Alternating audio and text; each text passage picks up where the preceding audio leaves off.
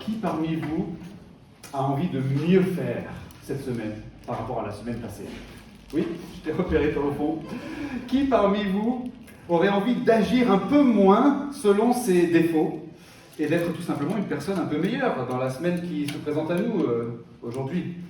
Alors bien sûr, si vous avez écouté les prédications précédentes dans cette série de messages qui portent sur une lettre que l'apôtre Paul a écrite au 1er siècle à des chrétiens qui habitaient dans la ville de Rome, intitulée dans votre Bible la lettre aux Romains ou l'épître aux Romains. Si vous avez suivi les messages précédents dans cette série, vous savez que cette question, comment devenir une meilleure personne, comment progresser dans notre vie chrétienne, comment obéir de plus en plus ou de mieux en mieux à Dieu, cette question, on se la pose depuis maintenant plusieurs semaines, pour ne pas dire plusieurs mois, je ne sais pas, je n'ai pas compté, et on a déjà vu à plusieurs reprises que si on est croyant, en effet, ça c'est un des messages, un des enseignements de l'apôtre Paul dans notre texte, c'est qu'on est censé effectivement progresser dans notre vie chrétienne. Le statu quo ou le déclin n'est pas prévu normalement dans le programme. On est censé faire de moins en moins le mal, on est censé agir de plus en plus en conformité avec la volonté morale de Dieu. Et ce processus dans la vie d'un croyant, c'est ce qu'on appelle traditionnellement le processus de la sanctification. La sanctification, c'est le fait de grandir, de progresser dans notre marche chrétienne et de progresser dans notre obéissance à Dieu, notre Sauveur. Donc si on est croyant, on a logiquement envie, au moins, de mieux faire. On a toujours envie de mieux faire, mais en réalité, il n'y a pas que les croyants qui ont envie de mieux faire, même les non-croyants, pour beaucoup d'entre eux, ont aussi envie de mieux faire. Si vous tapez dans Google « Comment devenir une meilleure personne ?», c'est incroyable tout ce que vous pouvez trouver. Ce n'est pas une question que seuls les chrétiens se posent. Comment mieux faire? Comment devenir une meilleure personne? On a tous conscience, n'est-ce pas, que des fois on fait des choses qui ne sont pas bien. Des fois on blesse les gens autour de nous, des fois on voit très bien qu'on a des défauts et on aimerait bien surmonter ces défauts. Mais en tant que croyant, cette envie de mieux faire est augmentée par le fait qu'on a confiance en Dieu en tant que croyant et qu'on reconnaît que les commandements de Dieu sont bons pour nous et on a envie de faire le bien parce qu'avec notre intelligence au moins, parce qu'on est croyant et parce qu'on fait confiance à Dieu, eh bien dans notre intelligence, on croit que quand Dieu dit que quelque chose est bien, c'est bien. Donc au moins avec notre intelligence, on souscrit au commandement de Dieu. On reconnaît que si Dieu dit que c'est bien, alors c'est bien. Et j'ai envie de le faire parce que je suis croyant et j'ai confiance en Dieu. Mais c'est super dur. Pourquoi? Et ça, on l'a vu la dernière fois. Parce qu'il y a une version de nous-mêmes qui est inclinée vers le mal. Et donc on est tiraillé à l'intérieur. Et là où on s'était arrêté la dernière fois, c'était en gros sur ce constat, sur cette description, cette explication de ce problème, de ce tiraillement intérieur qui peut nous faire souffrir. Et on attend maintenant que l'apôtre Paul nous dise comment on peut survivre à ce tiraillement.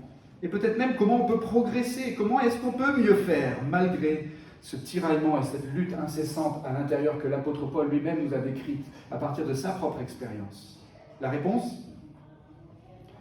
Pour progresser dans notre obéissance à Dieu, si on est croyant, il faut qu'on comprenne et qu'on intègre de mieux en mieux le rôle du Saint-Esprit dans notre vie.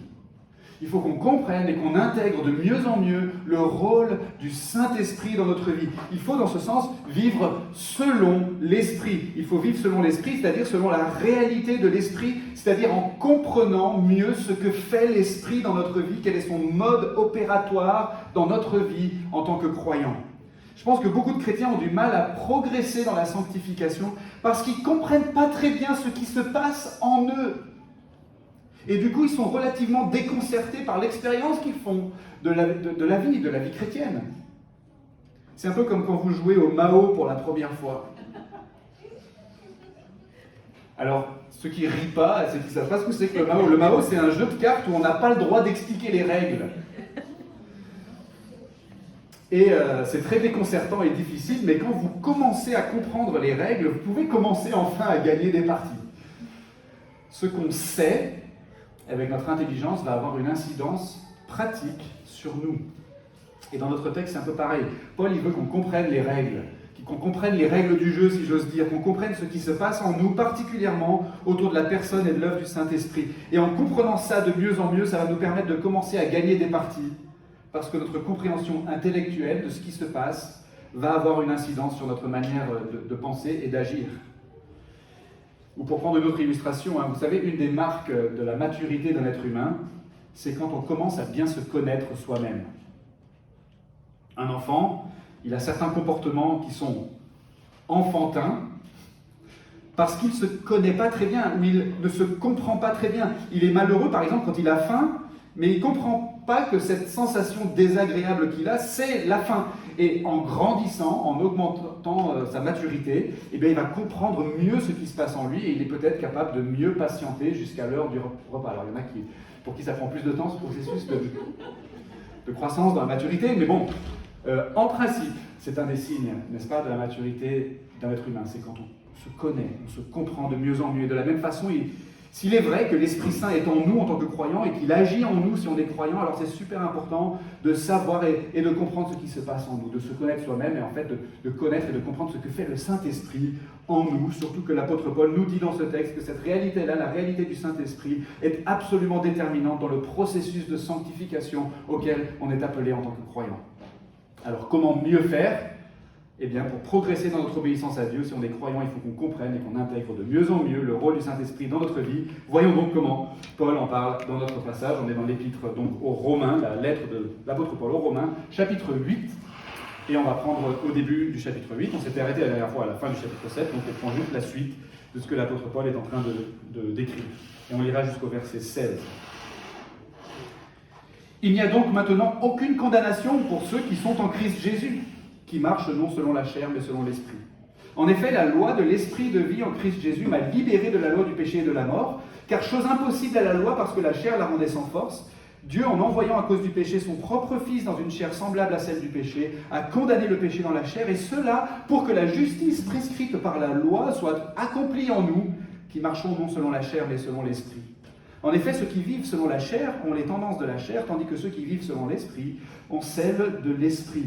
Avoir les tendances de la chair, c'est la mort. Avoir celles de l'Esprit, c'est la vie et la paix. Car les tendances de la chair sont ennemies de Dieu parce que la chair ne se soumet pas à la loi de Dieu, elle en est même incapable. Or, ceux qui sont sous l'emprise de la chair ne peuvent plaire à Dieu. Pour vous, vous n'êtes plus sous l'emprise de la chair, mais sous celle de l'Esprit, si du moins l'Esprit de Dieu habite en vous. Si quelqu'un n'a pas l'Esprit de Christ, il ne lui appartient pas. Et si Christ est en vous, le corps, il est vrai, est mort à cause du péché, mais l'esprit est vie à cause de la justice. Et si l'esprit de celui qui a ressuscité Jésus d'entre les morts habite en vous, celui qui a ressuscité le Christ Jésus d'entre les morts donnera aussi la vie à vos corps mortels par son esprit qui habite en vous. Ainsi donc, frères, nous sommes débiteurs, mais non de la chair, pour vivre encore selon la chair. Si vous vivez selon la chair, vous allez mourir. Mais si par l'esprit vous faites mourir les actions du corps, vous vivrez, car tous ceux qui sont conduits par l'Esprit de Dieu sont fils de Dieu. Et vous n'avez pas reçu un esprit de servitude pour être encore dans la crainte, mais vous avez reçu un esprit d'adoption par lequel nous crions « Abba, Père ». L'Esprit lui-même rend témoignage à notre esprit que nous sommes enfants de Dieu. On s'arrête ici. On lira la suite dans 2 semaines. Non, dans 3 semaines. Mais avant d'aller plus loin, ce matin, prions. Seigneur notre Dieu, merci pour ce texte. Et on te demande, s'il te plaît, de nous assister de ton Saint-Esprit. Lui qui a inspiré l'apôtre Paul au moment où il a écrit ces mots, qu'il nous illumine maintenant, qu'il illumine notre intelligence, qu'il nous éclaire, pour qu'on comprenne ce que tu veux nous enseigner et comment ça doit se traduire en pratique dans notre vie. Nous le demandons humblement au nom de Jésus. Amen. Alors premièrement, l'Esprit Saint dans la vie des croyants nous applique la justice de Dieu. L'Esprit nous applique la justice de Dieu. L'idée, c'est que le Saint-Esprit réalise notre justification, c'est-à-dire que la décision que Dieu a prise de nous rendre justes si on est croyant, cette décision nous est appliquée, elle devient réalité, elle est concrétisée dans notre vie par le Saint-Esprit. Alors de quoi est-ce qu'on parle là ? Je vous rappelle ce que Paul a déjà expliqué dans sa lettre jusqu'ici. Tous les humains font le mal par nature. Et donc on est censé être puni par Dieu, qui lui est juste, parce que comme Dieu est juste, il punit le mal, et puisque nous on fait le mal naturellement, on devrait naturellement être puni par Dieu. Mais Dieu a pourvu un moyen pour qu'au lieu d'être puni, on soit sauvé. Et ce moyen, l'apôtre Paul nous l'a expliqué, c'est Jésus. Jésus qui a parfaitement satisfait à toutes les exigences de la justice de Dieu, premièrement en ne commettant jamais le mal lui-même, et deuxièmement en prenant sur lui la punition du mal que nous on a fait. Et de cette façon, si on est croyant, donc si on place notre confiance en Jésus, si on se réfugie spirituellement en lui, si on se confie en lui par la foi, si on est croyant, on entre alors au bénéfice de ce que Jésus a fait. Et donc, premièrement, on est pardonné pour le mal qu'on a fait. Et deuxièmement, le bien que Jésus, lui, a fait, nous est attribué, il nous est imputé. Il est versé sur notre compte. Il nous est crédité. Et donc ça, c'est ce que la Bible appelle la justification. C'est-à-dire que Dieu nous déclare officiellement, légalement, solennellement, juste, si on est attaché à Jésus par la foi. Et voilà pourquoi Paul, la première chose qu'il dit dans le passage qu'on a lu, il dit qu'il n'y a aucune condamnation pour ceux qui sont en Christ Jésus. Mais il enchaîne tout de suite en faisant référence à l'œuvre du Saint-Esprit dans la vie des croyants, parce que là où il veut en venir, en fait, l'apôtre Paul, c'est que le Saint-Esprit, c'est le Saint-Esprit qui applique cette justification aux croyants. Dieu nous déclare juste et cette réalité nous est appliquée par le Saint-Esprit. Elle devient réalité dans notre vie, elle est réalisée dans notre vie par le Saint-Esprit. C'est ce qui veut dire que ce n'est pas seulement une décision ou une déclaration qui a été faite quelque part dans le ciel, mais c'est une décision qui nous est appliquée, qui est réalisée dans notre vie. Et c'est ce que l'apôtre Paul veut dire quand il parle de la loi de l'esprit de vie en Christ Jésus, qu'il a rendu libre de la loi du péché et de la mort. C'est-à-dire qu'il y a une opération de l'Esprit Saint qui fait que la justice prescrite par la loi de Dieu est accomplie en nous. Vous avez vu, c'est exactement ce qu'il dit au verset 4. Afin que la justice prescrite par la loi soit accomplie en nous. Et là, il veut dire bien sûr les croyants, nous qui avons placé notre foi en Jésus. Et à cause de ça, alors, il n'y a aucune condamnation pour nous et on a été libérés de la loi du péché et de la mort. Ça fait juste référence à ce que l'apôtre Paul a déjà expliqué en fait jusqu'ici dans sa lettre aux Romains. Ce qui est important pour nous de comprendre aujourd'hui, ce matin, c'est que si on est croyant, on est en situation de force par rapport à la tentation et à ce que la Bible appelle le péché. Le contexte ici, rappelez-vous, c'est le contexte du chapitre précédent, c'est le contexte de notre lutte intérieure, le tiraillement qu'il y a en nous, nous qui, en tant que croyants, on veut faire le bien, on approuve le bien, mais on accomplit le mal. Et on a ce tiraillement en nous, on a ces deux versions de nous-mêmes qui se mènent une guerre sans merci, et on le vit mal, on est malheureux comme l'apôtre Paul, parce qu'on voudrait faire le bien que Dieu nous demande, et on n'y arrive pas, on fait plutôt assez souvent le mal qu'on ne préférerait pas faire, mais pourtant on le désire et c'est plus fort que nous et on le fait et on vit dans cette ambivalence et ce tiraillement. Ça c'est le contexte. Et dans ce contexte, Paul il est en train de nous dire ici au début du chapitre 8, et même quand on fait le mal, on est tiraillé, on fait le mal, mais même quand on fait le mal, il n'y a aucune condamnation pour ceux qui sont en Christ Jésus. C'est une espèce d'invulnérabilité, vous voyez. Paul il veut nous faire comprendre qu'on est carrément en situation de force dans cette lutte contre la tentation de faire le mal. Moi, ça me fait penser au jeu vidéo Mario Kart. Alors, j'ai beaucoup d'enfants, une console Wii, et donc j'ai beaucoup joué à Mario Kart. C'est ce jeu où des petits bonhommes font la course sur des circuits, d'accord ? Et des fois, pendant la course, il y a des obstacles, des carapaces vertes ou rouges, des projectiles qui arrivent, des pots de banane qui nous font avoir des accidents. Mais des fois, vous savez ce qu'on peut faire ? On peut prendre une étoile d'invulnérabilité. Il y a la petite musique. Et après, on est invulnérable pendant un petit moment. On peut se prendre toutes les carapaces vertes ou rouges et les pots de banane qu'on veut. C'est pas grave, ça ne nous empêche pas d'avancer. Eh bien, il y a quelque chose d'assez incroyable si on est un croyant d'après la Bible. C'est qu'on va continuer de faire le mal tant qu'on est sur cette terre, mais on ne sera jamais condamné pour le mal qu'on fait. On va continuer de commettre des péchés, on va continuer de glisser sur des pots de banane, mais on ne va jamais rien perdre de notre justification. Rien ne va nous empêcher d'avancer et de franchir la ligne d'arrivée. Et ça, c'est hyper important de le comprendre. C'est un peu comme quand un sportif aborde un match en sachant que quel que soit le résultat, de toute façon, il va remporter la compétition. Vous savez, ça arrive ça des fois. Il y a des matchs comme ça où le résultat ne va rien changer en définitive au classement. Et ce qui est intéressant à observer, c'est que souvent les sportifs jouent mieux quand ils sont détendus. Au lieu d'être crispés par l'enjeu du match, ils sont décontractés, ils n'ont pas peur, ils sont confiants, ils respirent mieux, ils se fatiguent moins et ils réalisent un super match. Et je pense que Paul ici veut qu'on comprenne que si on est croyant, nos péchés ne peuvent rien nous faire. Et donc nos péchés ne doivent pas nous faire peur. Pourquoi? Parce que l'Esprit nous applique la justice de Dieu. Il n'y a aucune condamnation pour ceux qui sont en Christ Jésus. Notre justification est une réalité concrète et perpétuelle, garantie par le Saint-Esprit lui-même, la troisième personne de la Trinité, qui nous l'applique. On est appelé à obéir dans notre marche chrétienne ici-bas, mais aux yeux de Dieu, on est déjà obéissant. On est déjà juste, en vertu de la justice de Jésus-Christ qui nous a été imputée, qui nous a été créditée, versée sur notre compte et appliquée à notre vie par le Saint-Esprit. Et donc, je pense que la première chose qu'il faut retenir de ce texte, c'est qu'on doit y penser à ça. On doit s'en rappeler pour se rendre compte à quel point on est libre vis-à-vis du péché. Combien d'entre nous on vit sous le poids constant de la culpabilité ou de la honte? Et ce poids, c'est ce qui nous retient captifs en fait. On a trop peur de nos péchés, parce qu'on a peur de la condamnation qu'on pense que nos péchés entraînent sur nous.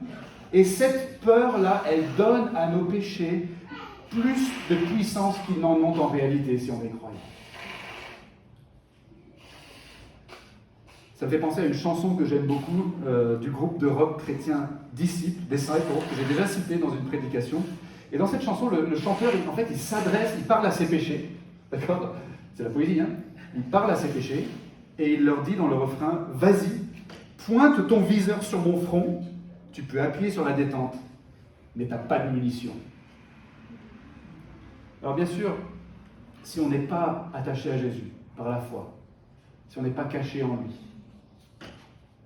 on a raison d'avoir peur. Et ça devrait nous inciter à nous tourner immédiatement vers Jésus pour obtenir le pardon de nos péchés et la liberté, pour pouvoir s'entendre dire qu'il n'y a maintenant aucune condamnation pour moi parce que je suis en Christ Jésus. Et si vous n'avez jamais fait cette démarche, c'est le moment de le faire. C'est pas demain, c'est pas la semaine prochaine, c'est aujourd'hui le jour du salut. Et si vous entendez la voix de Dieu, ne l'ignorez pas, mais ouvrez votre cœur au Seigneur et recevez votre pardon et l'assurance de la vie éternelle, dès aujourd'hui. Mais si on a déjà fait cette démarche, si on est déjà attaché à Jésus par la foi, on doit bien comprendre que dans notre lutte contre le péché, qui perdure ici-bas, on lutte contre quelque chose qui est totalement désarmé. On peut regarder nos péchés en face, je ne préconise pas forcément de leur parler, mais on peut les regarder en face, on peut regarder nos péchés d'hier, nos péchés d'aujourd'hui, et on peut regarder même les péchés qu'on va commettre demain et après-demain. Et on peut les regarder en face sans avoir peur parce qu'ils ne peuvent rien nous faire, parce que toute leur puissance de condamnation a déjà été absorbée par Jésus à la croix. Il n'y a aucune condamnation. On est en situation de force. Vivre selon l'Esprit, c'est donc déjà s'approprier cette glorieuse réalité. C'est y penser, c'est s'en rappeler, c'est méditer là-dessus. Il n'y a aucune condamnation en fait dans ma lutte contre le péché. J'ai commis encore des péchés ce matin. Je vais en commettre cet après-midi et sûrement tout au long de la semaine. Mais il n'y a aucune condamnation. Je suis en situation de force et mes péchés ne doivent pas me faire peur. Mais si nos péchés ne peuvent rien nous faire, c'est-à-dire absolument rien changer à la réalité de notre justification, est-ce que ça veut dire qu'on peut pécher impunément alors?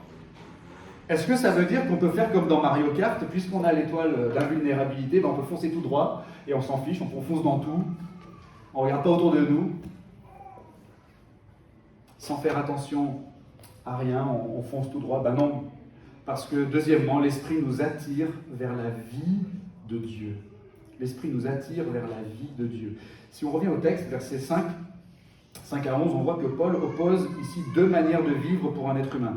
Soit vivre selon la chair, dit-il, avec les tendances de la chair, en étant sous l'emprise de la chair, ou littéralement en étant dans la chair, c'est l'expression exacte en grec, soit au contraire vivre selon l'esprit, avec les tendances de l'esprit, en étant sous l'emprise de l'esprit, ou encore une fois, dans l'esprit.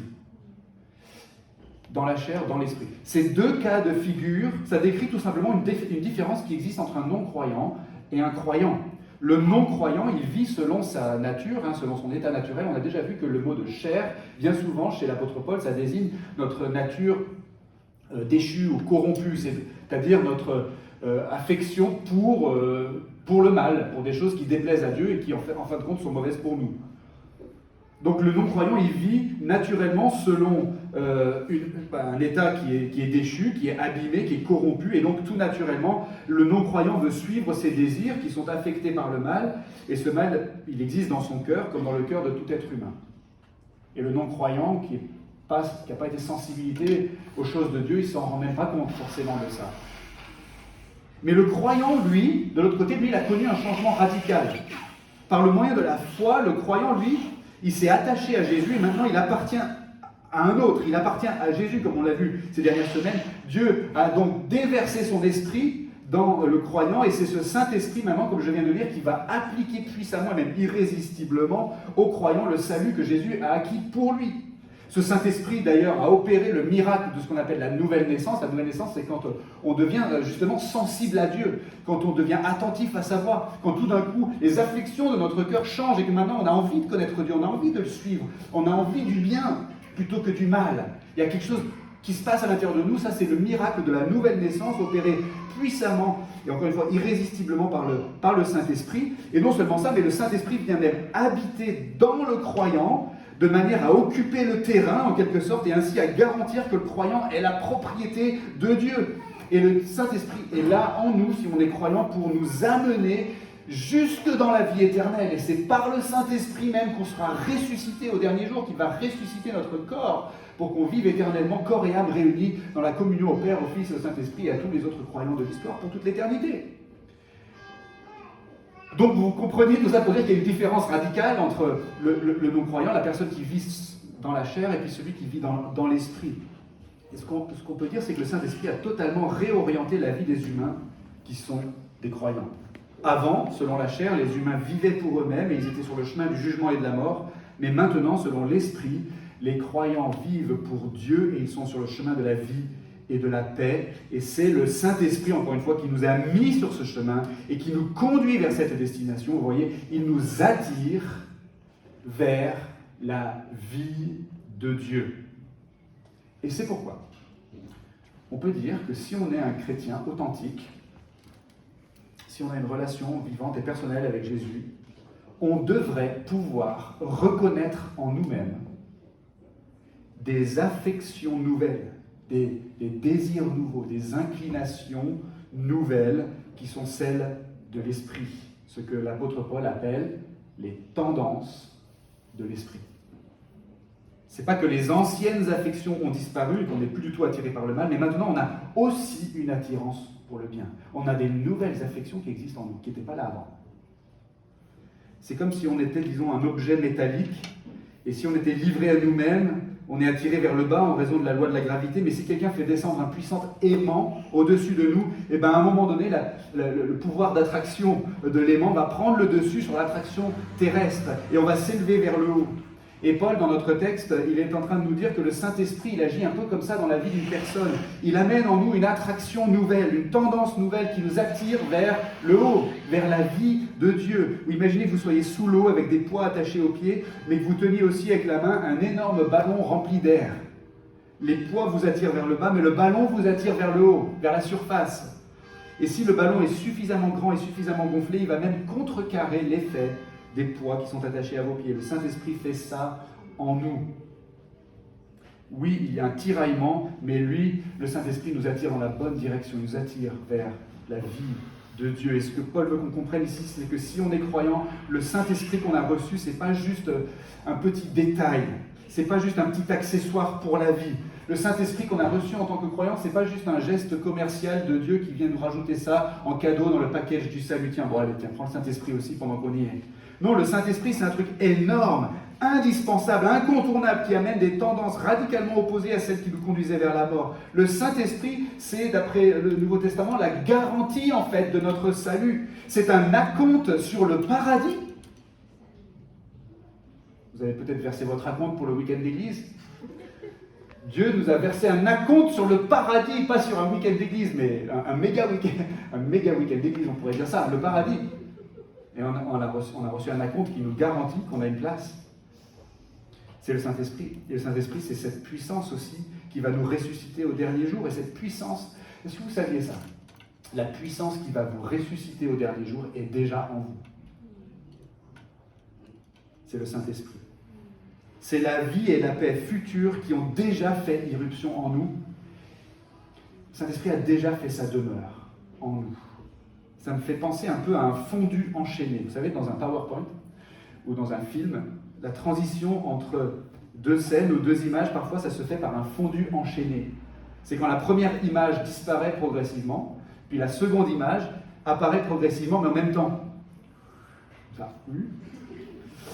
Et donc on a une phase où les deux sont plus ou moins visibles en même temps, mais on sait où on va. On sait que la première image est en train de disparaître et que la seconde est en train d'apparaître. Ce n'est pas l'inverse qu'on aura à la fin. On sait que la seconde image est celle qui va perdurer. Et donc si on est croyant, on est un petit peu en train de vivre un fondu enchaîné en ce moment même entre notre vie dans la chair et notre vie dans l'esprit. Oui, les deux cohabitent actuellement, mais en même temps, on sait, ou on devrait savoir en tout cas, que notre vie dans l'esprit, c'est celle qui va perdurer à la fin. Et donc Paul, il veut encore une fois qu'on comprenne bien ça, et qu'on prenne le temps d'y réfléchir. Il veut qu'on prenne le temps de s'approprier cette réalité, à savoir que le Saint-Esprit en nous est en train, en ce moment même, il est en train de nous conduire vers la vie éternelle. Notre vie a été réorientée vers cette destination.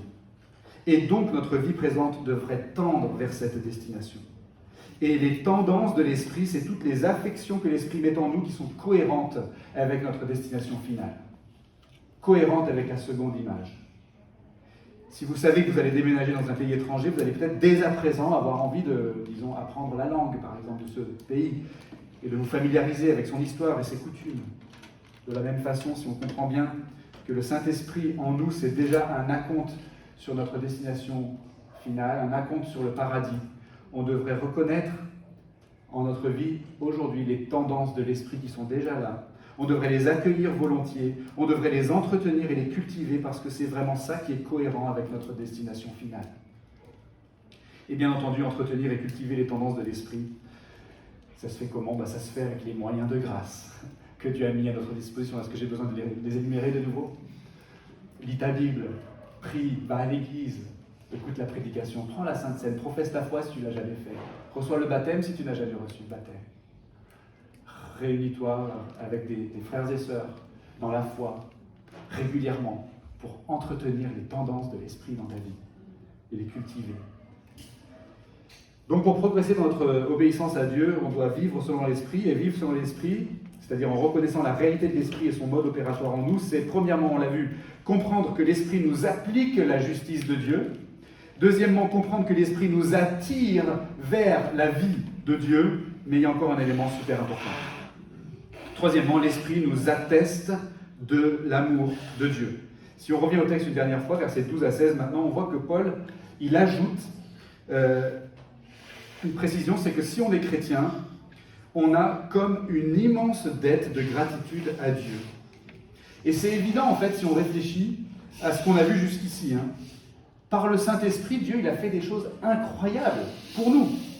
Il nous applique donc les bienfaits de la mort et de la résurrection de Jésus en nous délivrant donc de la loi du péché et de la mort, comme il a dit au verset 2. Il nous place sous l'emprise bénéfique du Saint-Esprit qui fait naître en nous de nouvelles tendances, de nouvelles affections. Il suscite en nous ces nouveaux désirs, ces nouvelles inclinations pour le bien.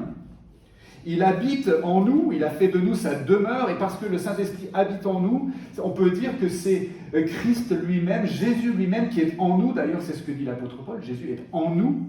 Et il n'est pas en nous physiquement, il est en nous par le Saint-Esprit. Donc Dieu est en nous. Il nous a donné la vie éternelle, la vie de l'Esprit qui va ressusciter notre corps un jour après notre mort. Voilà pourquoi, dit Paul, on est débiteur. Non pas qu'on doive rembourser, vous voyez la dette de gratitude qu'on a envers Dieu. Non pas qu'on doive rembourser quoi que ce soit que Dieu a fait pour nous, mais parce qu'on est incroyablement redevable à Dieu de tout ce qu'il a fait pour nous dans son amour pour nous, dans sa grâce. C'est à la grâce de Dieu qu'on doit d'être dans cette situation merveilleuse aujourd'hui en tant que croyant, où on a la paix avec Dieu pour toujours et où on est destiné à vivre éternellement dans son paradis, comme je le disais, dans la communion au Père, au Fils et au Saint-Esprit, et avec tous les autres croyants pour toujours. Et c'est pour cette raison, c'est parce que tout ça on le doit à la grâce de Dieu, c'est pour cette raison que Paul ajoute juste après qu'il devrait nous être impossible de considérer notre relation avec Dieu comme une relation de servitude. Non, Dieu n'aime pas les croyants comme un esclavagiste aime les esclaves et donc il achète de nouveaux esclaves parce qu'il compte en tirer un profit. Mais Dieu aime les croyants comme un père aime ses enfants. Et donc notre relation à Dieu n'est pas une relation de servitude, dit l'apôtre Paul, mais une relation d'adoption, une relation d'affection filiale. Alors oui, si vous suivez cette série de messages, vous vous rappelez peut-être qu'il y a 2 chapitres, au chapitre 6, Paul il avait dit qu'on devait servir Dieu comme des esclaves.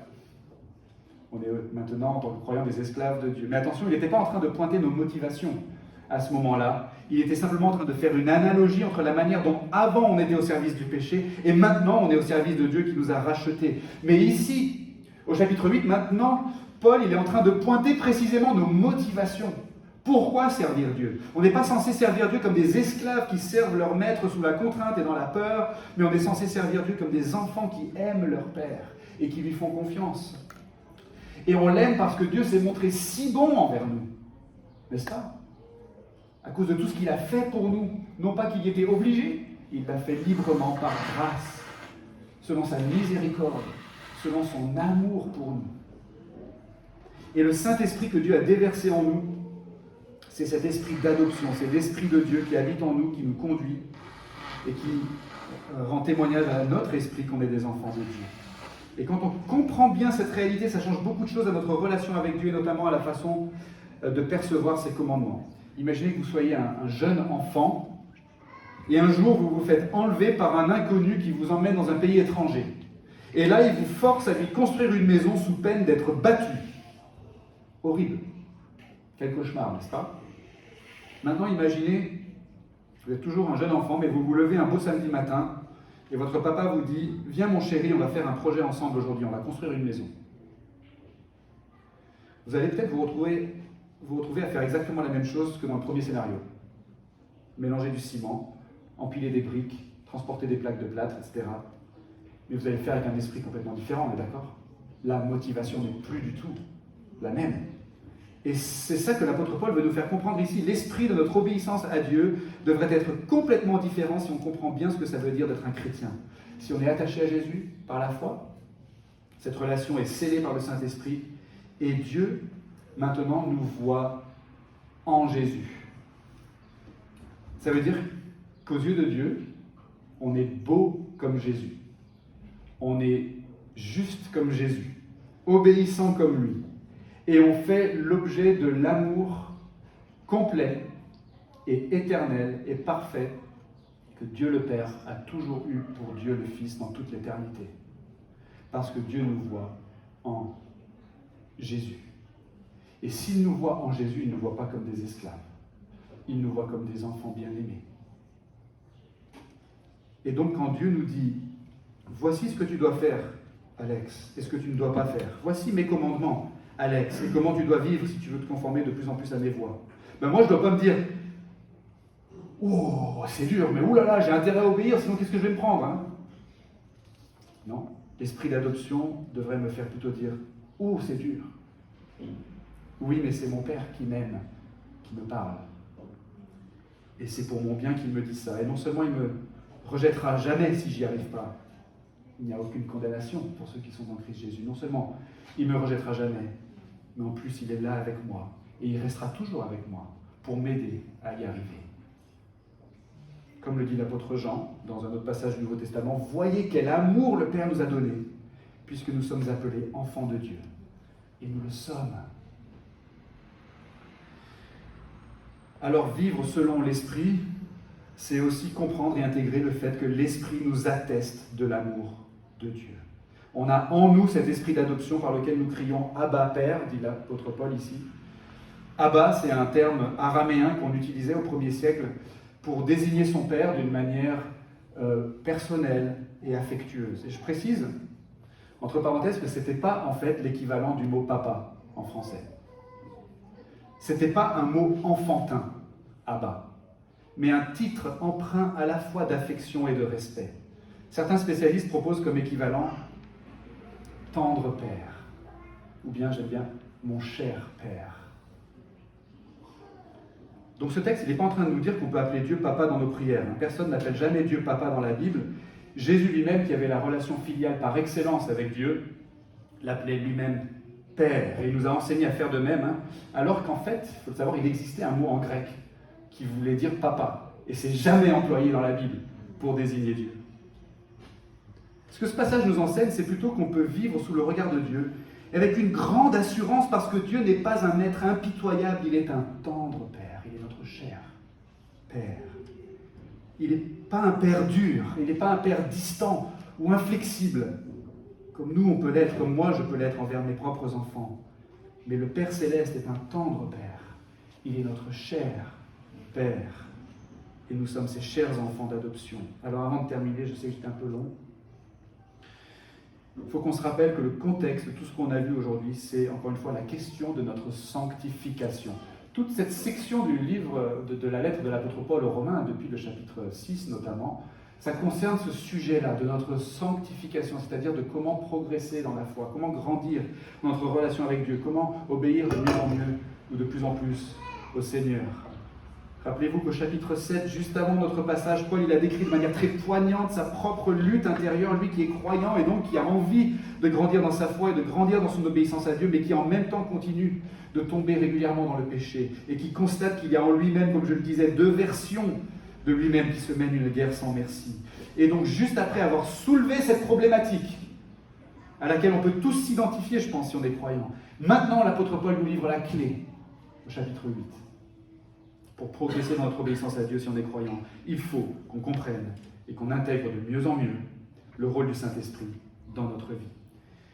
Alors, est-ce que vous aimeriez mieux faire cette semaine que vous n'avez fait la semaine dernière? La réponse de Paul, vivez selon l'Esprit, c'est-à-dire vivez en tenant compte de mieux en mieux, de plus en plus de la personne et de l'œuvre du Saint-Esprit dans votre vie, si vous êtes croyant. 1. L'Esprit vous applique la justice de Dieu, réfléchissez à ça. Chaque jour, si vous êtes croyant, vous êtes réellement et pour toujours justifié. Oui, vous allez continuer de pécher, mais dans ce combat, il n'y a plus aucune condamnation contre vous. Vous avez déjà gagné. Le péché est un ennemi désarmé. Certes, le péché, vos péchés essayent de vous intimider chaque jour, mais ils ne peuvent rien faire pour changer votre statut devant Dieu. Vous pouvez donc combattre vos péchés avec courage, avec assurance, parce qu'en fait, ils sont beaucoup plus faibles qu'ils en ont l'air. Deuxièmement, l'Esprit vous attire vers la vie de Dieu. Réfléchissez aussi à ça. Chaque jour, vous pouvez identifier en vous ces aspirations nouvelles qui sont les tendances de l'Esprit. Vous avez envie, n'est-ce pas, de plaire à Dieu. C'est une tendance de l'Esprit. Vous avez envie de mieux connaître Dieu. C'est une tendance de l'Esprit. Vous avez envie de mieux comprendre ce que Dieu attend de vous. Vous avez envie de faire le bien. Vous avez envie de vivre en cohérence avec votre destination finale qui est la vie éternelle et la communion avec Dieu dans le paradis. Ce sont des tendances de l'Esprit. Réjouissez-vous d'avoir les tendances de l'Esprit et cultivez-les par les moyens que Dieu a mis à votre disposition. Exprimez ces envies dans vos prières.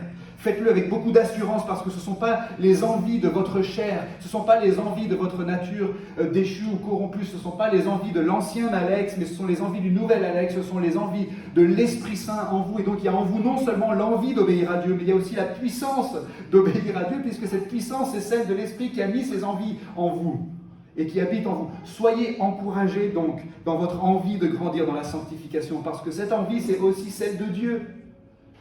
Et il habite en vous et il recherche aussi ce que vous recherchez. Et ce que Dieu veut, il a la puissance de l'accomplir.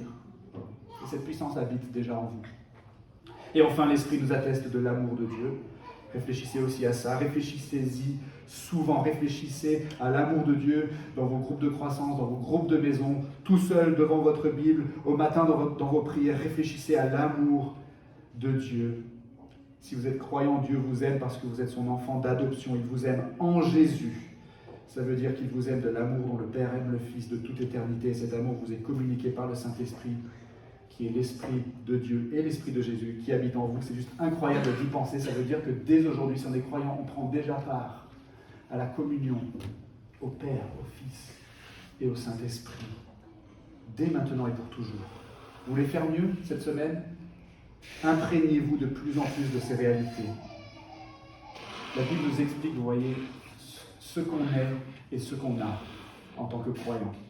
La Bible nous présente tous les bienfaits qui sont les nôtres par le moyen de la foi en Jésus. La Bible nous parle du don que Dieu nous a fait de la troisième personne de la Trinité quand il nous a donné le Saint-Esprit qui réalise notre salut et qui nous applique pour de vrai tous ces bienfaits. Je vous invite à terminer par la prière. Seigneur notre Dieu, merci beaucoup pour ta parole et merci pour tout ce que tu as fait pour nous. On confesse juste que notre intelligence est tellement limitée, on est tellement oublieux par nature, Seigneur, qu'on pense à toutes sortes d'autres choses tellement triviales, jour après jour, plutôt que de porter notre attention sur les merveilles de ta grâce envers nous, Seigneur. Aide-nous à corriger notre vision, qu'on puisse mieux contempler ce que tu nous présentes dans ton Fils Jésus-Christ, et que ça, Seigneur, par la présence et la puissance du Saint-Esprit en nous, que ça nous transforme, Seigneur, que ça nous change au quotidien, et cela pour ta gloire. Amen.